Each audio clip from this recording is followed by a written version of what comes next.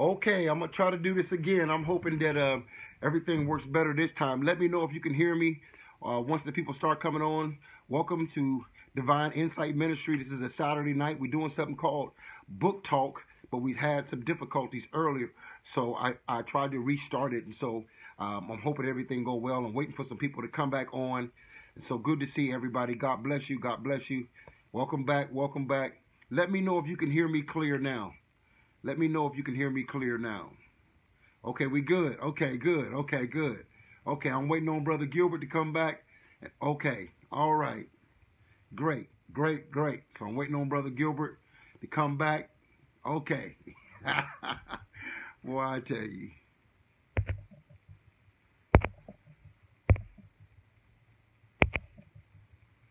Okay.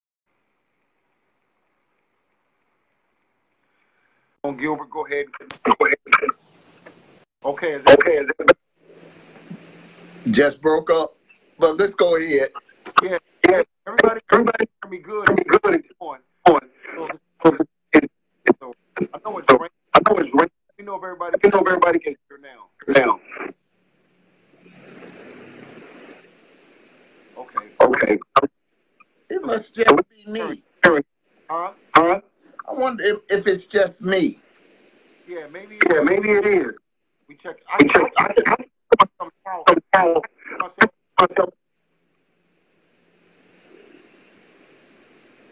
don't know why. Your phone? See, yeah, I'm hooked up to my iPhone. Yeah.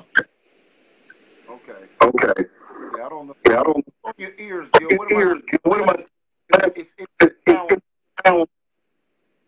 What's that? I was good. But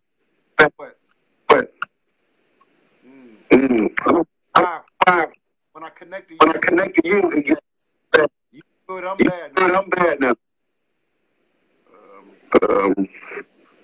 Well, one time. Always. It's horizontal. Okay, because I'm breaking up now. I got an echo. I don't know why that is. Because I can hear it. Maybe God doing me a favor. Start talking. Well, man, I started. Sometimes there's a reality that comes into life, and you, man, you've been there with me. It's more than 20 years. It's been more like 30 years.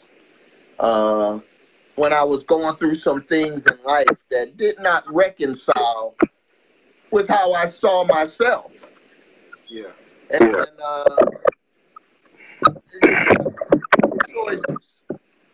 You can either ignore it and stay in delusion,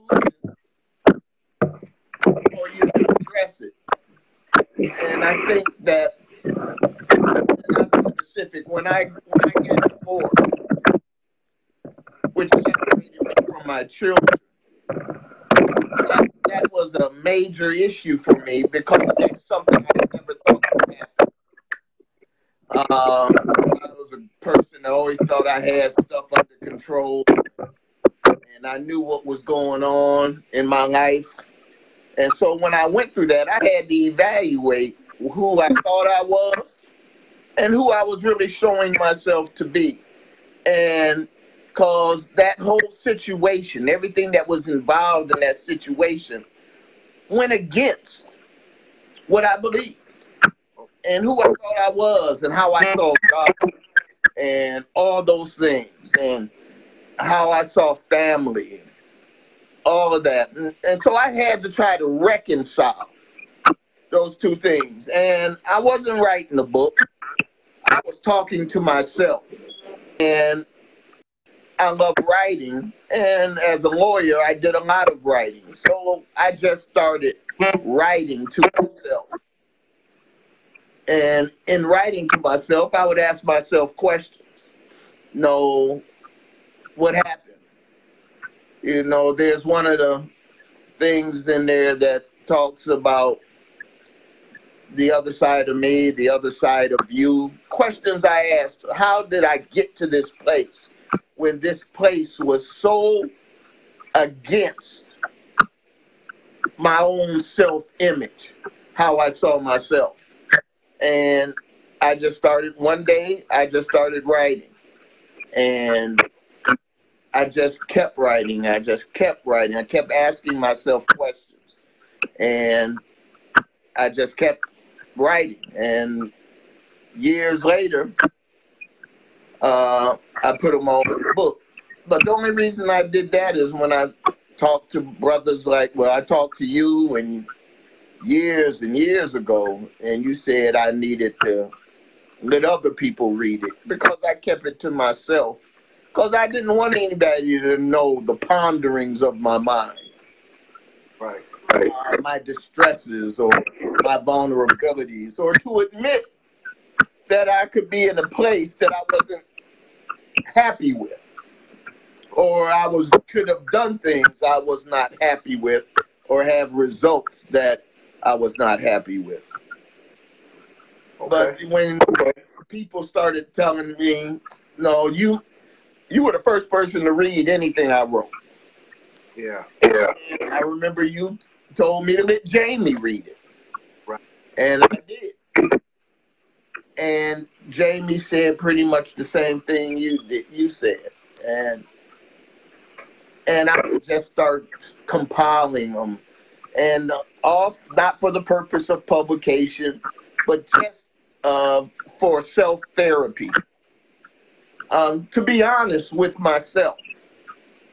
To see a side of me that I never saw before. To admit some things.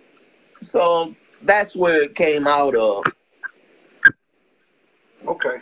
I want to talk about. Around. Like break up. Am I breaking up? A little bit. Okay. I want to talk about the vulnerability and how to be transparent. Because in the book, you share, but you share a lot of stuff in the book you never talk about. A lot of relationships never know. A lot of men have been characterized feminine when it's emotion. So I want you to talk about the transparency. Well, that was a big issue for me. And that's why I didn't let people read it, because I grew up in Cleveland, Ohio. And I grew up in an environment where, brothers didn't talk about stuff like this. And you kept it to yourself. And you always acted hard. You always act like nothing bothered you. And that's the way I kind of came up. Nothing bothers me. Is my way or no way. I was in charge. I didn't let anything get under my skin. If a relationship didn't work, hey, no biggie. There's another bus coming. And I man, all that was fake. I thought love was something that it wasn't. I learned that I had no clue as to what it really was. I had this image of myself that was formed a lot from how I saw my father conduct himself, because my father didn't show emotions. My father was a provider, and that's all that mattered in my mind, that he was a provider.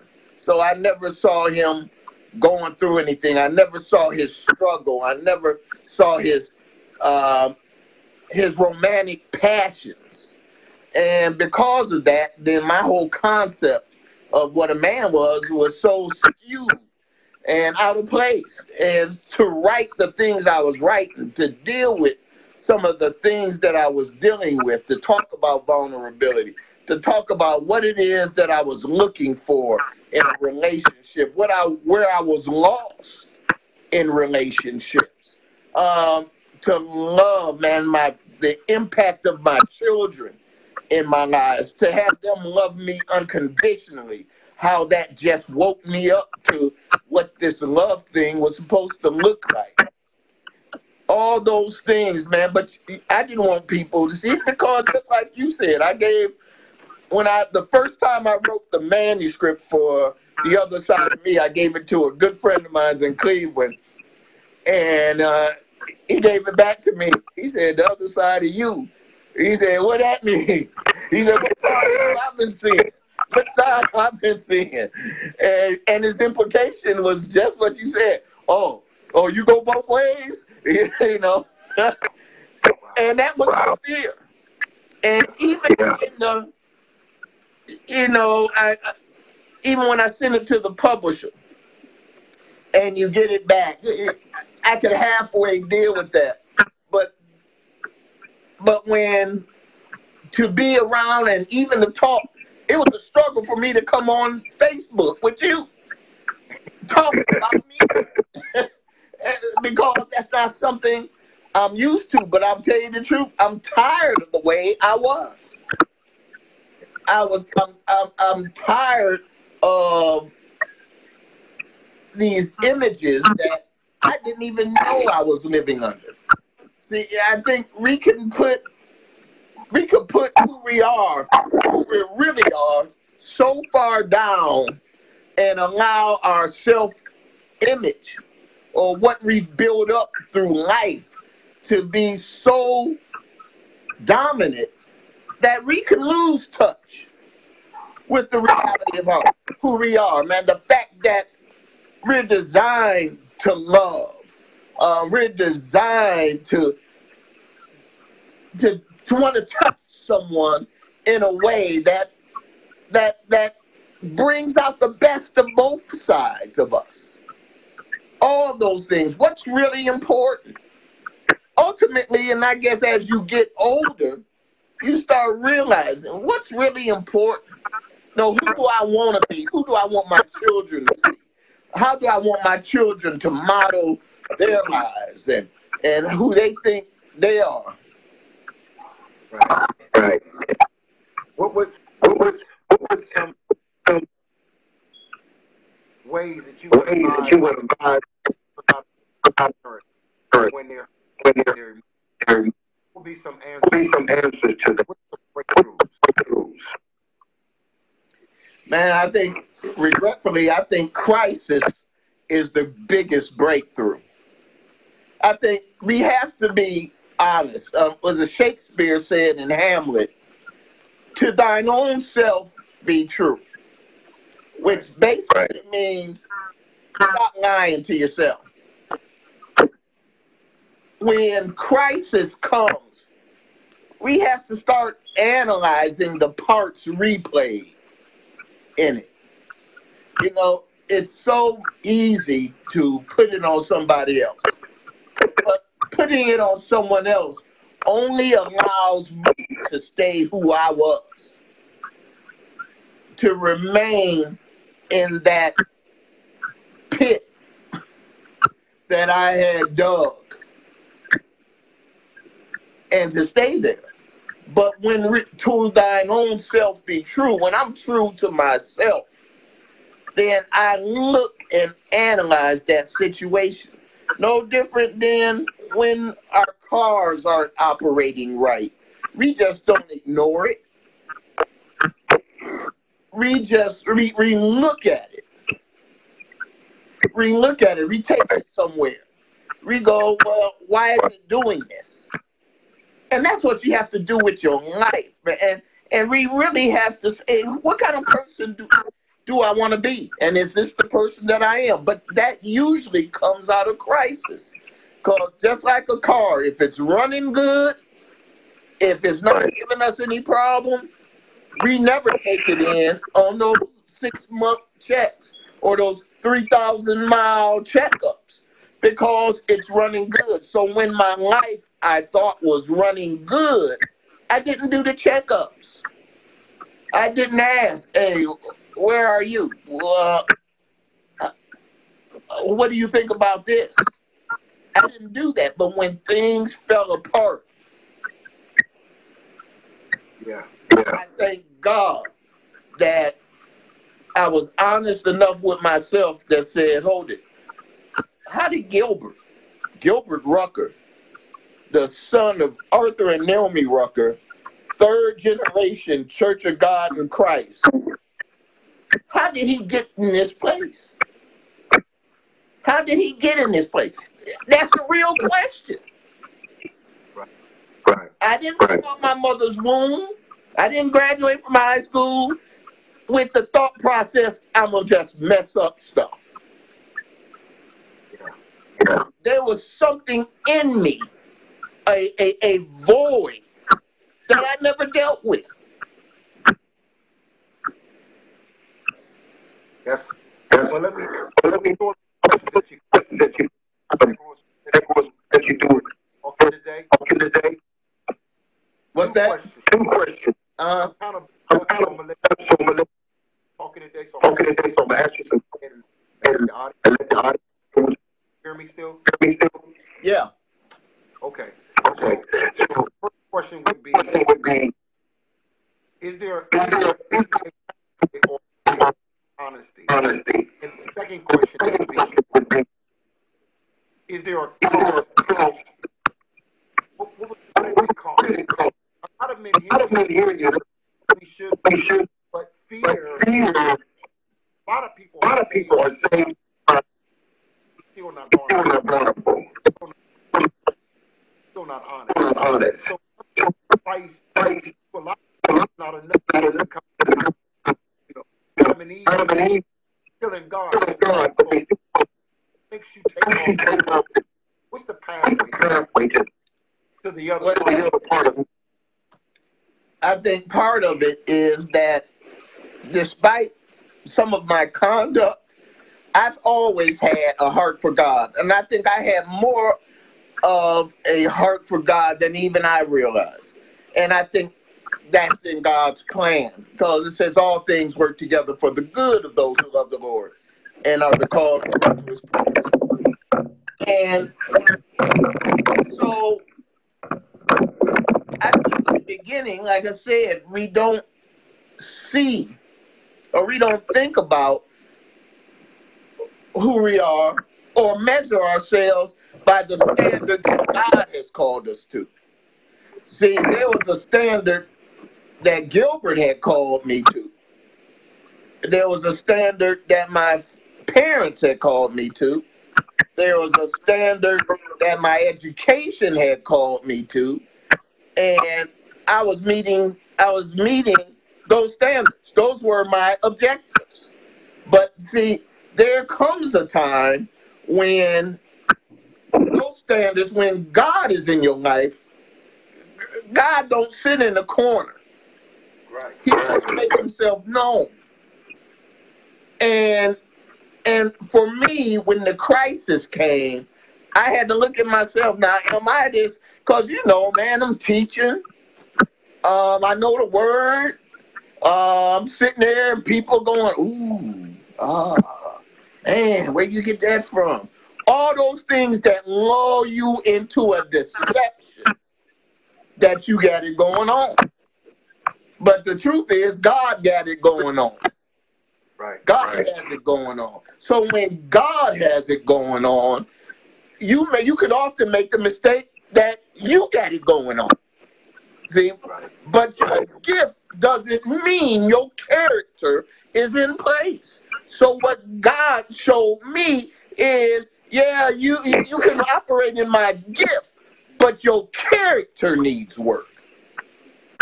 And see, what you're living right now, this crisis, is the result of your character.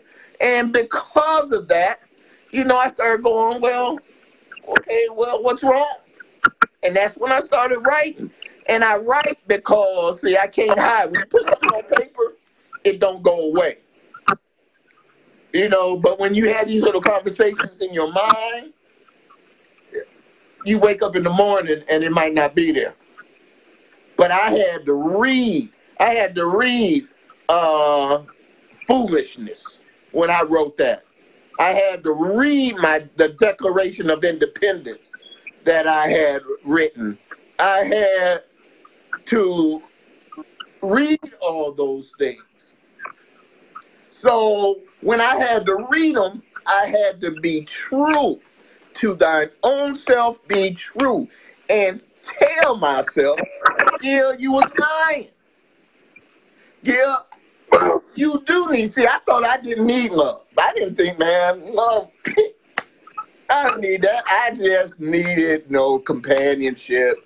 You know, I looked at love like I looked at my job, like I looked at college. I go in, I study, I get the test, I pass the test, and I keep it moving. Man, what a shock, Jinx, when I learned love don't work like that.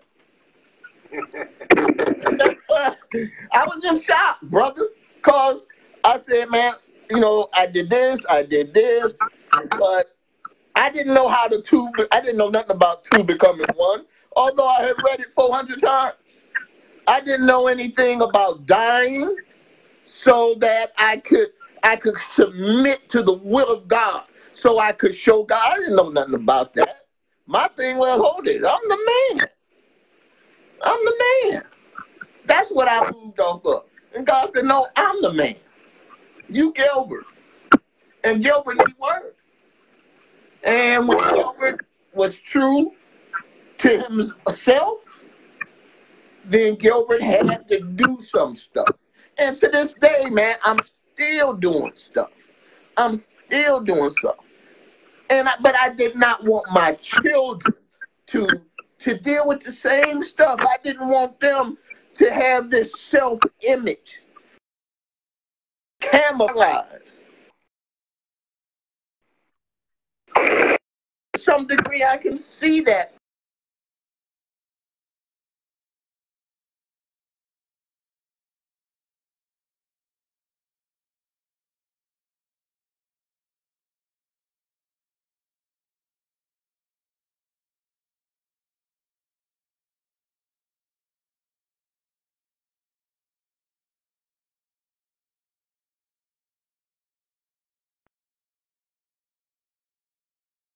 Design for this thing called marriage, man, is so different than what our design is.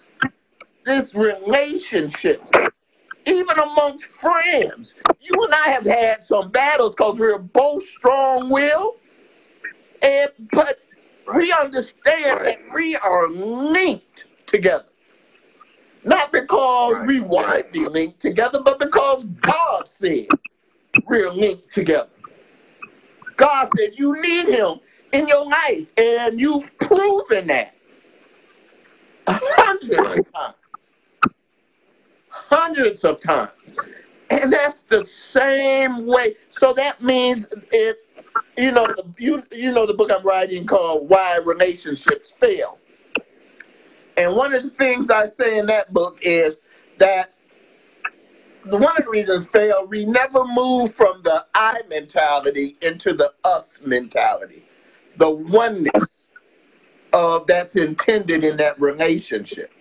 And we always stay in the I, and my I will always battle with your I. Right. Because the two I's are different, have different agendas, have different purposes. But when we leave the I mentality and move into the us mentality, then that us mentality has to be Christ-centered. So now it's not about what Gilbert wants. What's going to move us forward? Right. What's going to move kingdom in our relationship forward? But I never thought like that. I never thought, man. See, we just want to survive this thing called relationship. Do we want to overcome in this thing called relationship? Wow. And the cost stock is heavy. You asked a great question. What is the cost? And there's a cost to everything. And the issue is who pays the cost. Right. But the cost is that I had to look at me for real. And to this day, I still have to decide who it is God is calling me to be, and do I want to be that person that God is calling me to be? And see, that's a real question. A lot of times, because we in church, or because we get titles, or because we're part of this organization, we think that we're who God has called us to be, or we think it's good enough. But it's not. It's not, man, because when God turns on the light, he will always find the flaws. Now, am I willing to deal with them? And I believe, man, that, and because people are saying, man, Gil, man, I know you'll never get married again. I said, see, no, when stuff don't work, sometimes you just don't read the operator's manual. You know, my mother called me over and said, TV not working. And I'll say, well, you got to put it on this. There was nothing wrong with the TV. It's how you operate. Do you know how to operate? Do we know how to be in relationships? See, the Bible talks about a double-minded man. See, a lot of times we try to run relationships the way we want to run them, and then throw God's word on it. It ain't going to work. That's the worst thing to do. Either hot or cold. Run your relationship like the world, if that's what you want to do. But don't expect God results from world activity, world mentality. But if you want to have a relationship that exudes God, and I'm not just talking about that y'all love each other and don't get divorced, but that kingdom is being built, that there's a witness in the relationship, that when people see it, and that they know that God is in it. Man, I got, and you know my cousins, man, I love them because they have gone through some struggles. I've watched them fight, man, try to kill each other. and not really, but that anger, you would think they would never, but they understand the issue is not our marriage. The issue is us. The issue is, can we get to the us? And they're worshipers, extraordinary worshipers. But that's why the attack comes. And the more we seek God in our lives, the more we have to die to self. The more in our relationships. When I teach relationship class, I ask them, what do you have to do, or what cost are you willing to pay to love? And what it means to love, I said, to love your spouse, to love your friends. What cost are you willing to pay? And I said, the cost is death. They go, no, Gil, it's compromise. I said, the cost is death. Because God said, for God so loved the world that he gave his only begotten son. To do what? To die. That's love. That's love. That you're willing to die to your ego. You're willing to die to your own self-esteem. You're willing to die to your arrogance. You're willing to die to your own agendas, to further the us, the relationship, to what God, that oneness that God is calling us to. Man, when it said, love your spouse as Christ loved the church. Man, and we got to do more than say it, man. I mean, I can quote the scripture. But am I willing to die? Right. To everything, Jinx, that has made me me. To everything, to knowing the right? Can I die to knowing the right answer? Can I die to that? Right. Where the right answer isn't the most important thing. It's the answer that advances us, that gives that other person what they need. Am I willing to withhold my intellect to show my love? Man, it's just so much that God is requiring from us. I tell you, I mean, wait till we get to the part, you know. I can't break it, man. You break it. We go.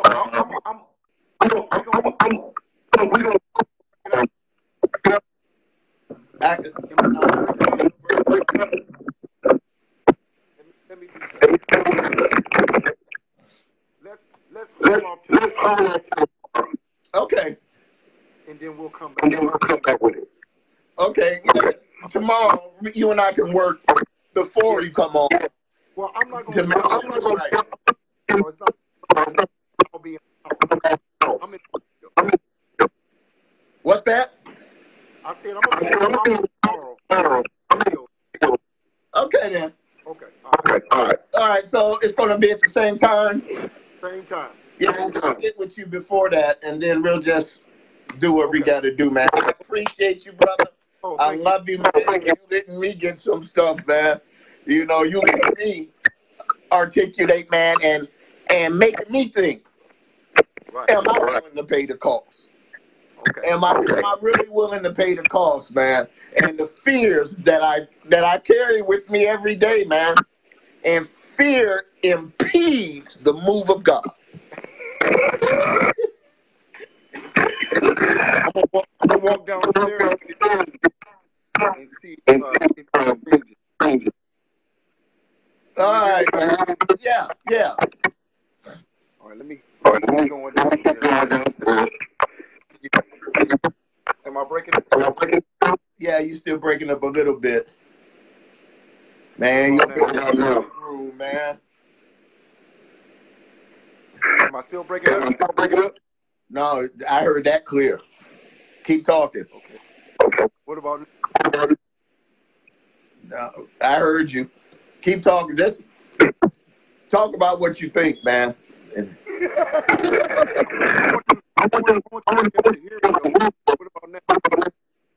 I heard everything you just said there. It was a break. It wasn't as bad a break as the other time. Okay. Now. Yeah, I hear you now. Okay. I was up here just still. No, let's just wait this far because I want to say. All right. Okay. Thank you. God bless.